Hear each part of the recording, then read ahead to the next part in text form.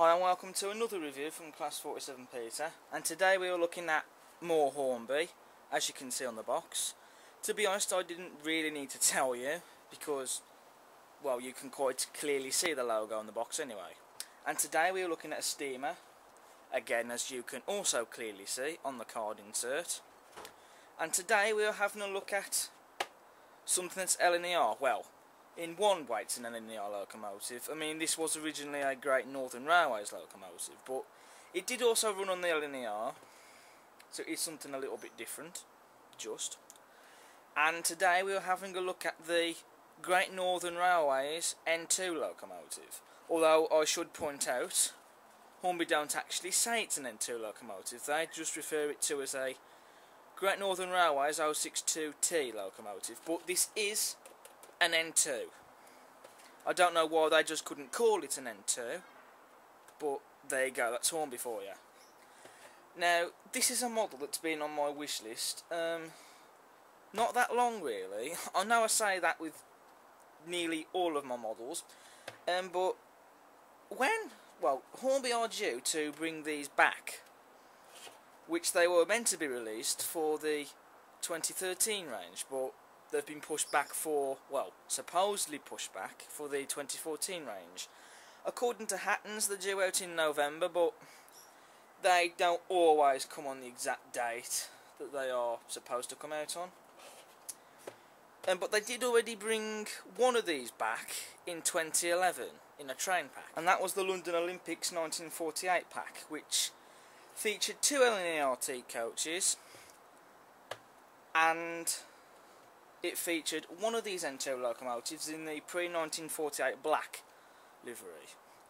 The tooling wasn't any different to the older ones they brought out. The only different thing was it was DCC ready. The rolling stock wasn't that prototypical, to be honest, because, well, to be honest, these engines, they would have only really have hauled T coaches in real life if they was hauling empty coaching stock, because these were regularly seen on quad arts, on suburban trains. So they could have picked some quad art coaches, but that's just nitpicking. But the thing is, why bother waiting ages for one of the new models to be released when you can get hold of one of the older models at a cheaper price? This one came from eBay. You know, I think the newer one's going to cost something like £76 or something. I mean, you can get hold of the older ones cheaper. I mean, you can't really get them in most model shops. S&J Models might be looking to sell a few. Or you can, the main place you can get them from is eBay, to be honest. Because these are discontinued now. Well, this particular one I have here is discontinued. And the N2 I have is in the Great Northern Railways livery, which I think looks really smart. The reason I went for this one is because I have no other locomotive that's in this livery in my collection. So that's why I wanted this livery, because I think it's something different.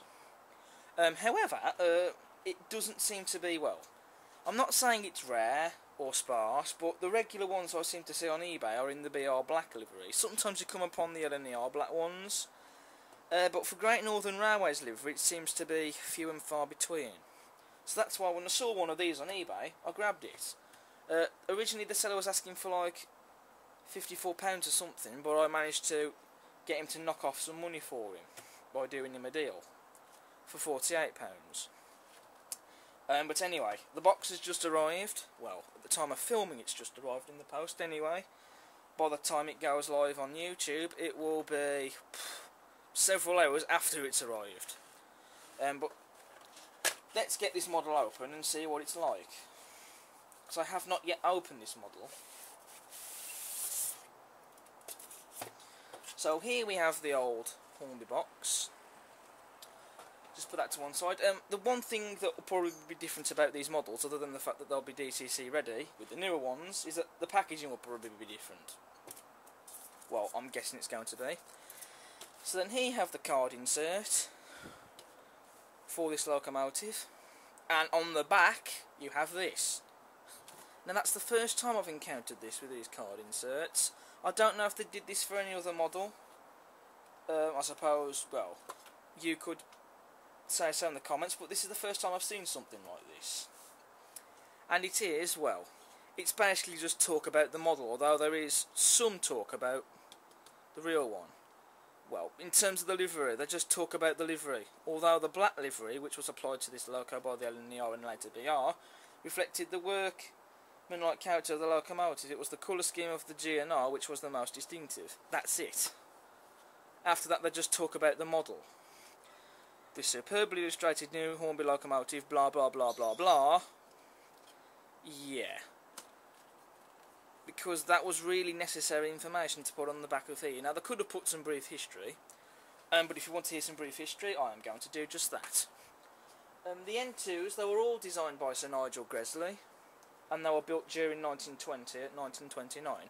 Now they were built at several different places. The N2-1s were built at Doncaster Works and North British Loco Company. The N2-2s were at Bayer Peacock. The N2-3s at Doncaster Works and Yorkshire Engine Company, and the N2-4s, Hawthorne, Leslie and Company and Yorkshire Engine Company. And in total, 107 were produced. So that's quite a lot of these locomotives. They were first built for the GNR, which is the Great Northern Railway, but further batches were later built for the LNER. And they were fitted with superheaters and piston valves, which were driven by Stephenson valve gear. And they were fitted with condensing apparatus. Or should I say they were fitted with a condensing apparatus. And that was for work on the Metropolitan widened rail lines between Moorgate and King's Cross, which is an interesting feature.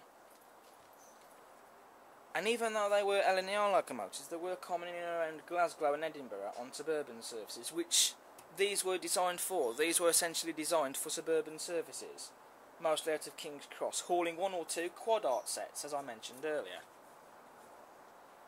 They also hauled empty coaching stock between King's Cross and Fern Park carriage sidings, and only one is preserved, number 1744 on the Great Central Railway, which I have seen several times.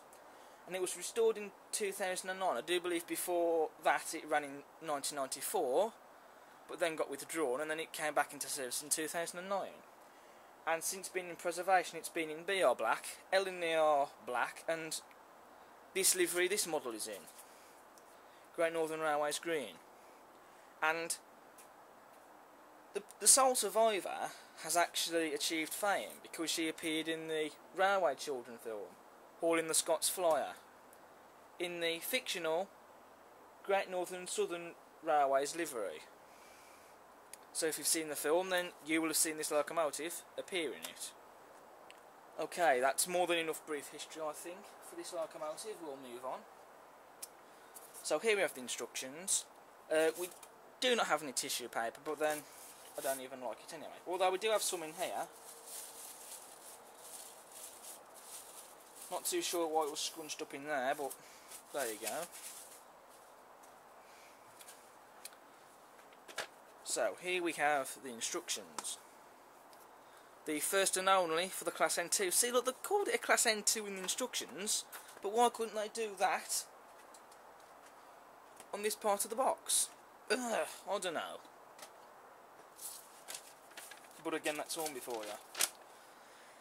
And so it's basically the usual stuff: lubrication, removing the locomotive body and replacing the motor. That's it. It's the usual stuff we've seen before, so I'll put them to one side so I can put in the folder later. And then all we do now is it's the usual old polystyrene box, which I'm not a fan of, in which you just push your finger through the hole. No, that is not a euphemism. So you put your finger in the hole, again that's not a euphemism, and you pop it out. That just sounds a bit wrong, doesn't it? Okie doke. So, let's have a look at her. Right, the first thing I do want to talk about is the front coupling, which does not have a hook on the front, unlike the one at the back. But that's okay, that can be fixed because I can use the hook off this spare coupling here. So I'll just take that off.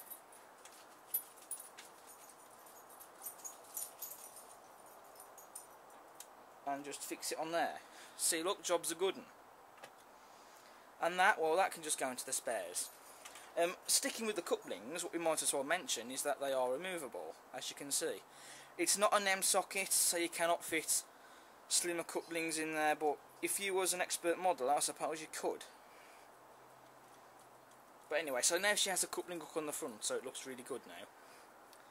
So, let's go down into detail. Wow. This really is a beaut. It might be an older model, but that doesn't mean she's not fantastic, because she is. Where do we start? Well, the sprung metal buffers on the front, so those that like sprung buffers, they'll be happy. And we spoke about the couplings being removable, which is nice. You get a brake pipe fitted on the front there, as you can see, so it's not something you have to fit on yourself, so that's good. There's a little hook on the front there, which you could take this coupling out and fit a chain link one on, I suppose, like this for example. Now this is something you get with a Batman model, and actually, if I take that coupling out again, I'm just doing this just to show you what you can do. I'm just showing you what you can physically do if you want. You can fit a coupling like that on the front, but it's up to you. You don't have to. I don't think I'm going to, because I want the coupling in on the front. You got the locomotive's running number on the buffer beam, 1730, which is just like it is in reality. And look at that.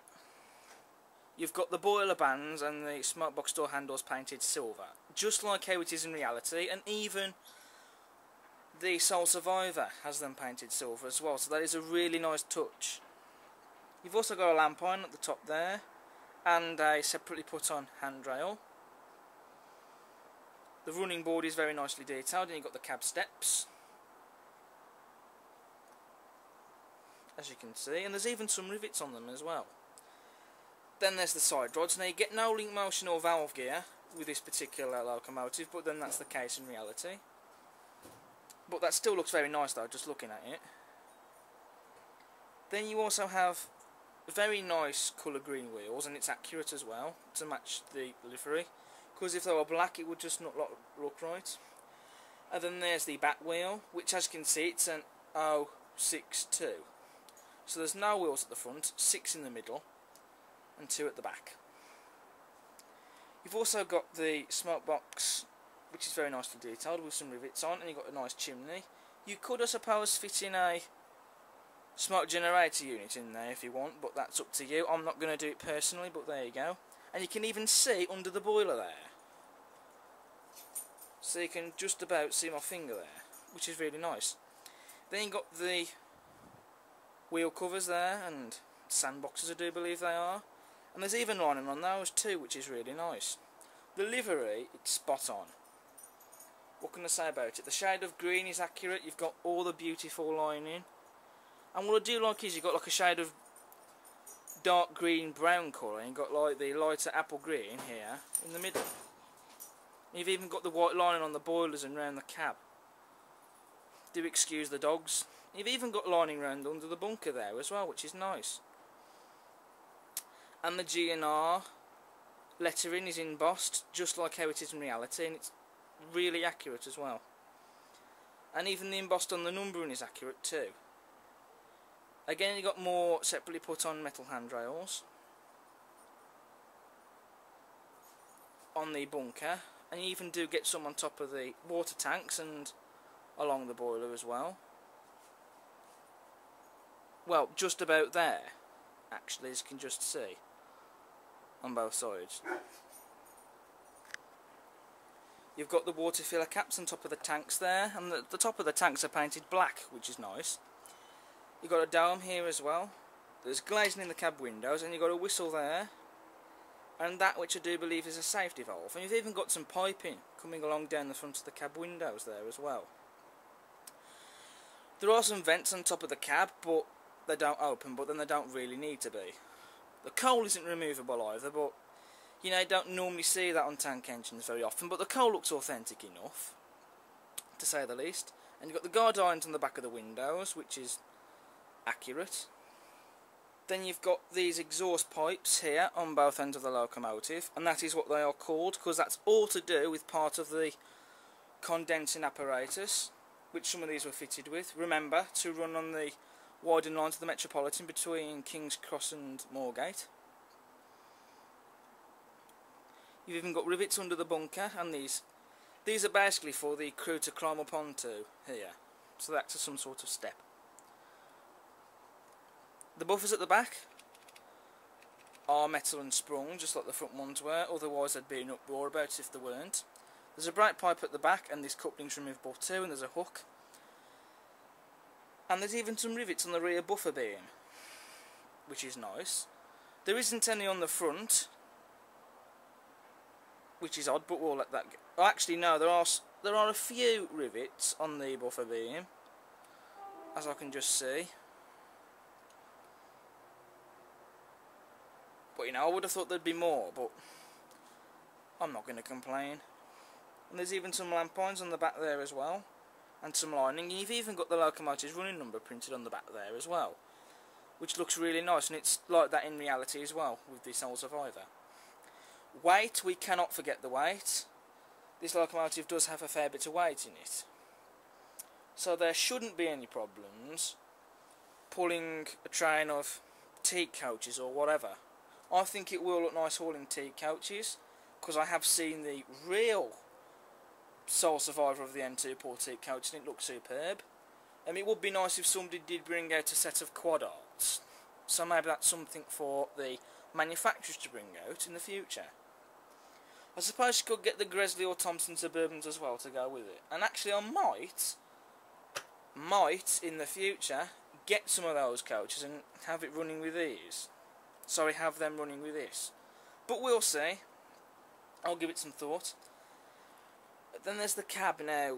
One thing I will say about the cab is that there's no detail in there. What you do get instead is the mechanism which protrudes in the cab, which is a little bit of a shame, to be honest.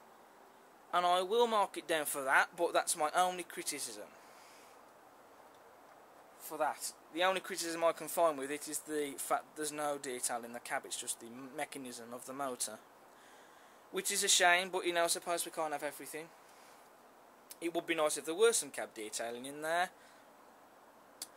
But either way, it's not too much of a major criticism. It's the only thing I can really criticise about it.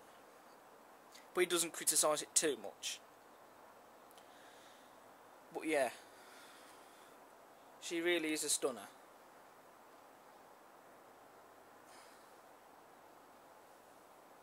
So, you all know what's coming now. There's only one thing left to do. Let's put her on the tracks and see how she runs. Okay, so I should point out it's now technically night time outside, as you can see, and that is because, well, I've been busy doing other things, so I've only just got around now to going back to film this video. But anyway, so here we are at the track, and so we're going to put the GNR N2 onto the rails, and as you should be able to tell, the layout is now looking different. Oh, hang on a sec. We can't put it onto the rails just yet because the breakdown crane's in the way under the tunnel there. So I've got to retrieve that.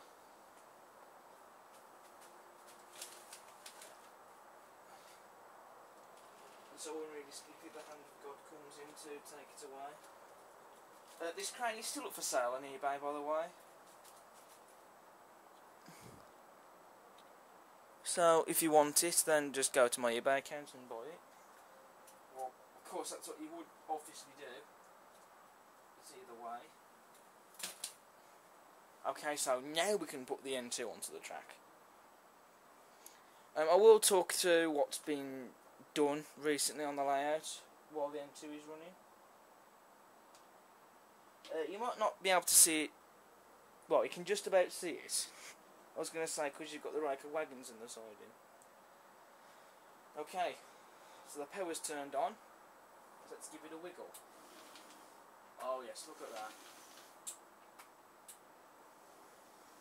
Take it away N2.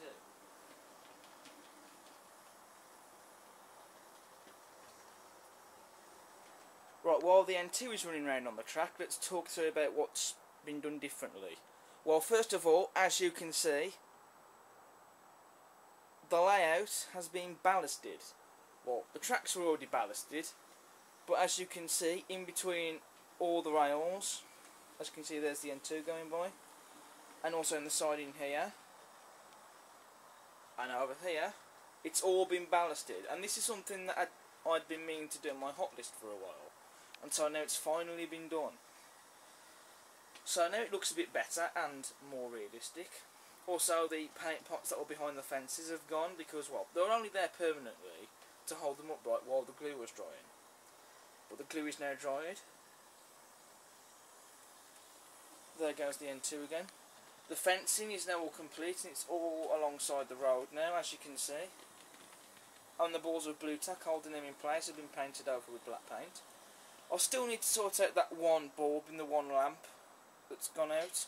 And I still need to wire up the strip lamps here, but that's just round the bend to do, trust me.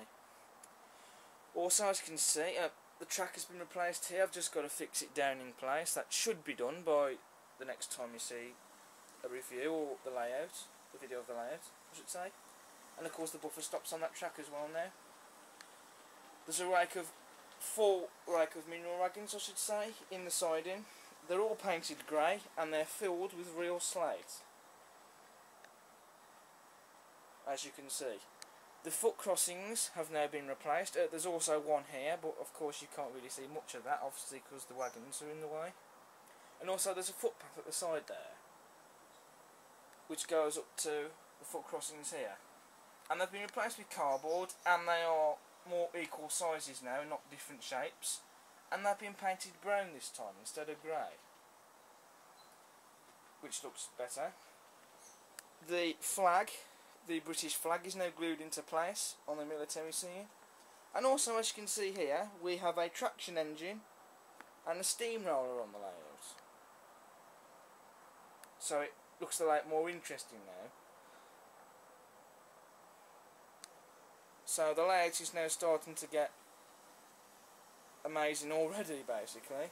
I do plan to get a couple more traction engines actually, so that's something to keep an eye out for. This one is in War Department green, and it's actually a new release from Oxford Diecast. And that's pretty much it really. Oh no, that's not entirely it, because we've got the accessory box here. I'll just get rid of that, because it doesn't need to be there. I had some leftover fencing from when I did the road. Oh, that fence is wonky. Oh, it's fallen off. I come and save the day. I should probably glue these into place actually, really, shouldn't I? But I'll do that in time. Okay, there we go. The fencing I had left over from when I used it's ratio fencing basically, and I had some left over from when I did the road, so I thought I'd put some here, just to make it a bit more realistic and detailed.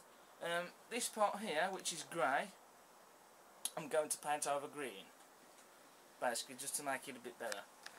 And this is not much of an update really, but I've now glued the fencing back on the turntable. You may have noticed that one of them had been fallen over. And this area here, I've still got to detail it. Ballast is not going around here, that's for sure. But I don't know what's going to be put on here yet, but I'll figure that out soon. Right, all that's been covered. So now I think we can go back to the model that we're reviewing in this video. Well, truth of the matter, she seems to be running really well. She hasn't stalled on any track, and there's no grinding noises from the mechanism of the motor. She's running really smoothly, and quite well actually. So there she goes through the tunnel, and she will pop out the other end. That's not a euphemism, by the way. I really do need to stop with the euphemism jokes. So here she comes, crossing over the foot crossing and passing the siding where the mineral wagons are, past the signal box and past the station where all the commuters are waiting to catch their train.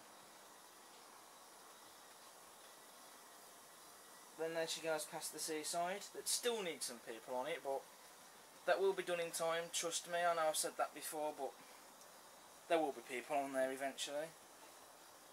and then past the engine shed where the LMS Crab and the Fowler 4P are waiting on shed. Let's get a shot of the other side rods going round. Oh yes, look at that. Now bear in mind this is not the fastest speed, but she's still running really well, which is what we like to see.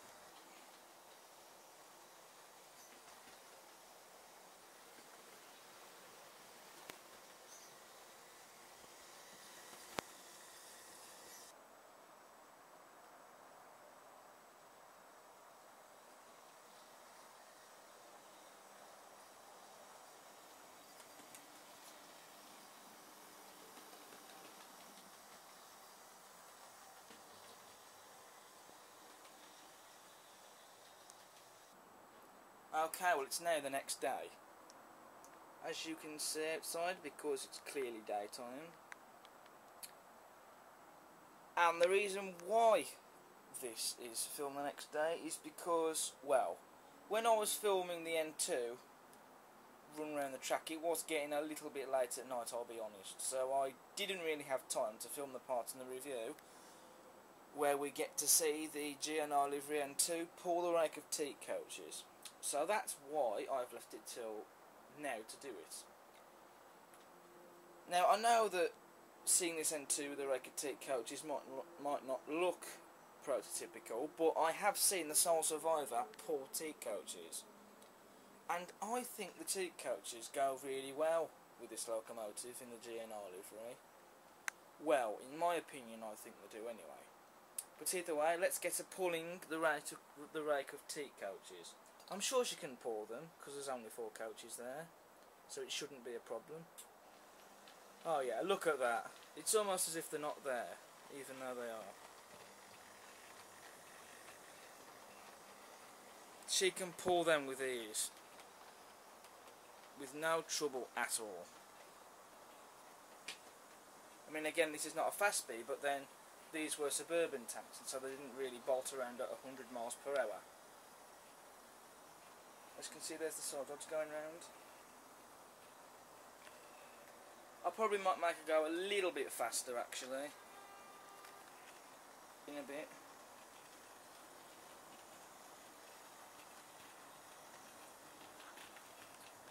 But yeah, there's no trouble there, even at this speed.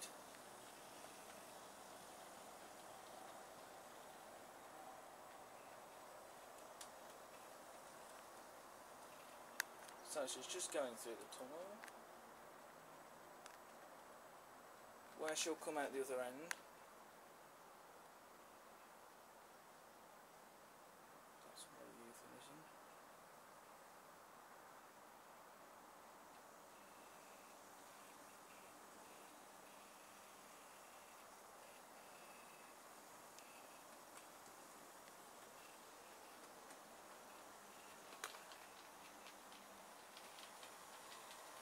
Okay, so we've made it go a little bit faster.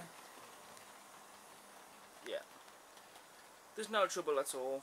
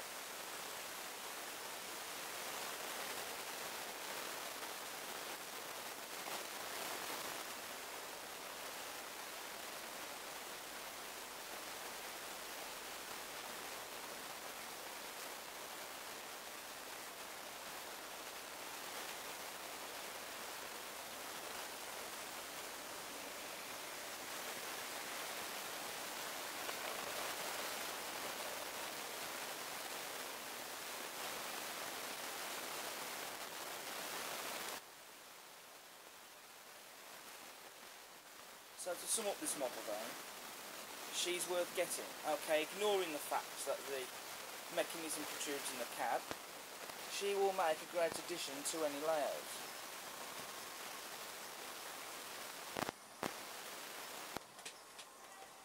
I can't think of anything else to say, to be honest.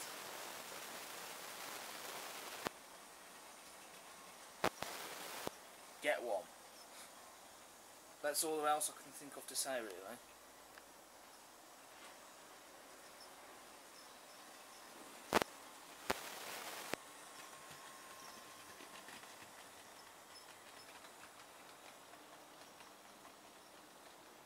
You've got to admit though, she is stunning.